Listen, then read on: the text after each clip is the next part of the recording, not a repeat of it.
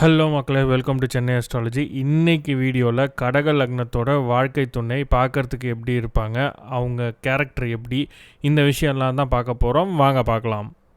இவங்களுக்கு பார்த்தீங்கன்னா வயது முதிர்ந்த வாழ்க்கை துணை அமையலாம். அப்படி இல்லைன்னா சேம் ஏஜில் லைஃப் பார்ட்னர் வந்து அமைவாங்க. இப்போ உங்களுக்கு 34 வயசு அப்படின்னா உங்கள் பார்ட்னருக்கும் 34 வயசு இருக்கும் கல்யாணம் ஆகிறப்போ. ரொம்ப சீரியஸாக எப்போவுமே மெச்சூர்டாக இருக்கிற வாழ்க்கை துணை தான் இவங்களுக்கு அமைவாங்க. ஜாலியாக விட்டடிச்சிட்டு கலகலன்னு பேசிகிட்டு இருக்க மாதிரி வாழ்க்கை துணை கடக லக்னத்துக்கு அமைய மாட்டாங்க. கடக லக்னம் அவங்களோட வாழ்க்கை துணைகிட்ட என்ன எதிர்பார்ப்பாங்கன்னு பார்த்தீங்கன்னா, அவங்க அம்மாவை மாதிரியே இவங்கள பார்த்துக்கணும், அவங்க அம்மா மாதிரியே சமைச்சு கொடுக்கணும், அவங்க அம்மா மாதிரியே வீட்டை வச்சுக்கணும், அவங்க அம்மா என்னென்னலாம் இவங்களுக்கு சின்ன வயசில் பண்ணாங்களோ அதையே இவங்க வாழ்க்கை துணைகிட்ட எதிர்பார்ப்பாங்க. ஆனால் நடக்கிறது அப்படியே ஆப்போசிட்டாக இருக்கும். இவங்களோட வாழ்க்கை துணை எப்போதுமே வேலை வேலை வேலைன்னு ஓடிக்கிட்டே இருப்பாங்க.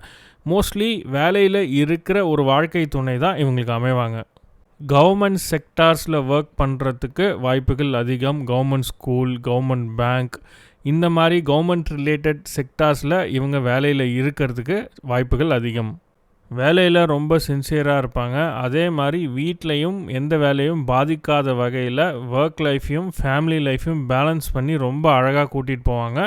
ஒரு வேலையில் இல்லை அப்படின்னா வீட்டில் இவங்களுக்கு பயங்கரமாக வேலை இருக்கும். 4 பேரை பார்த்துக்கிற மாதிரி ஒரு வேலை, எப்போவுமே பிஸியாக தான் இருப்பாங்க இவங்களோட வாழ்க்கை துணை. ஸ்டேட்டஸ் அப்படின்றது இவங்களோட வாழ்க்கை துணைக்கு ஒரு முக்கியமான ஒரு விஷயமாக இருக்கும். ஃபேமிலி ஸ்டேட்டஸ் எப்போவுமே நல்லா இருக்கணும், 4 பேர் நம்மளை பார்த்து எப்போவுமே நல்ல விதமாக பேசணும், குடும்ப கௌரவம் அப்படின்றது எப்போதுமே நமக்கு நல்லா இருக்கணும். குடும்ப கௌரவத்துக்காக என்ன வேணாலும் பண்ணுவாங்க கடக லக்னத்தோட வாழ்க்கை துணை. ஸோ கடக லக்னம் நிறையா பேர் புகழ் பணம் கொண்ட லக்னம் தான் ஆல்ரெடி. ஸோ அதனால் எந்த பிரச்சனையுமே இருக்காது. இன்கேஸ் நீங்கள் கடக லக்னமாக இருக்கீங்க, உங்களோட சோஷியல் ஸ்டேட்டஸ், உங்களோட ஃபேமிலி ஸ்டேட்டஸ் கொஞ்சம் கம்மியாக இருக்குது அப்படின்னா அதை நினச்சி உங்கள் கணவனோ மனைவியோ கண்டிப்பாக ஃபீல் பண்ணுவாங்க. அதை பற்றி பேசிக்கிட்டே இருப்பாங்க. நம்மளோட வாழ்க்கை தரம் வந்து உயரணும், மற்றவங்க 4 பேர் மதிக்கத்தக்க மாதிரி நம்ம வரணும், ஹையர் பொசிஷனுக்கு நம்ம போகணும், ஊரில் எல்லாருமே நம்மளை பார்த்து வியந்து பேசணும் அப்படின்றது அவங்களுக்குள்ளே இருக்கும்.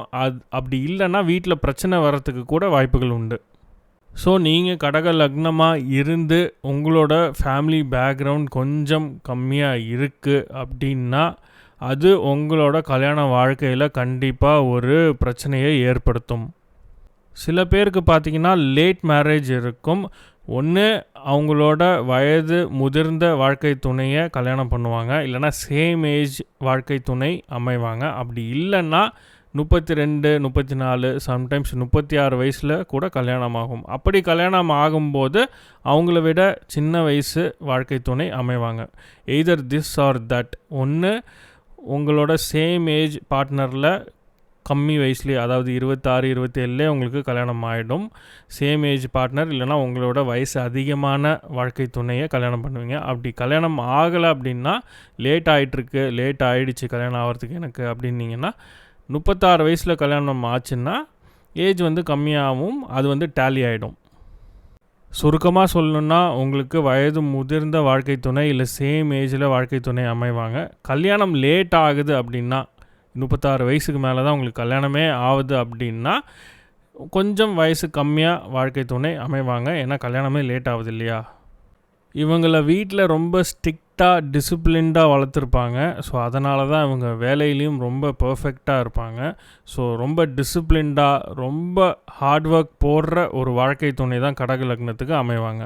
ரொம்ப ஒரு ஆர்த்தடாக்ஸ் ஃபேமிலியிலேருந்து தான் உங்களுக்கு வந்து வாழ்க்கை துணை அமைவாங்க. அதாவது ரொம்ப பாரம்பரியமான ஒரு குடும்பம், ஊரில் மதிக்கத்தக்க குடும்பம். அதாவது அவங்களோட பாட்டம் முப்பாட்டம் எல்லாமே அவங்க ஊரில் வந்து எல்லாருக்குமே தெரிஞ்சிருக்கும். அவங்க தாத்தா பேர்லாம் சொன்னால் ஊரில் எல்லாருக்குமே தெரிஞ்சிருக்கும். ரொம்ப பாரம்பரியமாக பிஸ்னஸ் பண்ணுறவங்களாக இருப்பாங்க. இல்லைன்னா அவங்க பேரை சொன்னால் ஊரில் எல்லாரும் தெரிகிற ஒரு ஃபேமிலியாக இருக்கும். கடக லக்னத்துக்கு 7வது அதிபதியும் 8வது அதிபதியுமாக வரக்கூடியவர் சனி பகவான். ஸோ 7, 8 2 வீடியுமே அவர் தான் வந்து ரூல் பண்ணுறாரு. ஸோ அதனால் வாழ்க்கையில் ஒரு பாயிண்ட் ஆஃப் டைமில் எல்லாத்தையுமே இழந்திருப்பீங்க. சொத்து, பணம் எல்லாத்தையுமே ஒரு ஸ்டேஜில் வந்து இழந்திருப்பீங்க. எல்லாமே காலியாக இருக்கும் மோஸ்ட்லி கல்யாணத்துக்கு அப்புறம்.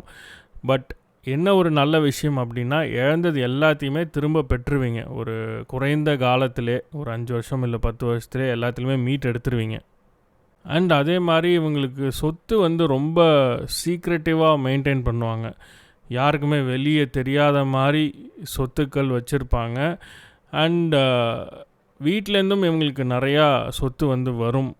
பாட்டன், தாத்தா, அப்பா வகையில் சொத்துக்கள் வந்துட்டு இவங்களுக்கு அமையும். ஸோ அவ்வளோதாங்க கடக லக்னத்தோட வாழ்க்கை துணை. இந்த வீடியோ பிடிச்சிருந்தால் லைக் பண்ணுங்கள், உங்கள் ஃப்ரெண்ட்ஸ் அண்ட் ஃபேமிலியோட ஷேர் பண்ணுங்கள். முக்கியமாக சேனலுக்கு சப்ஸ்கிரைப் பண்ணாதவங்க தயவு செஞ்சு சப்ஸ்கிரைப் பண்ணுங்கள். உங்கள் சப்போர்ட் ரொம்ப ரொம்ப முக்கியம். மீண்டும் ஒரு வீடியோவில் உங்கள் எல்லாரையும் சந்திக்கிறேன். நன்றி, வணக்கம்.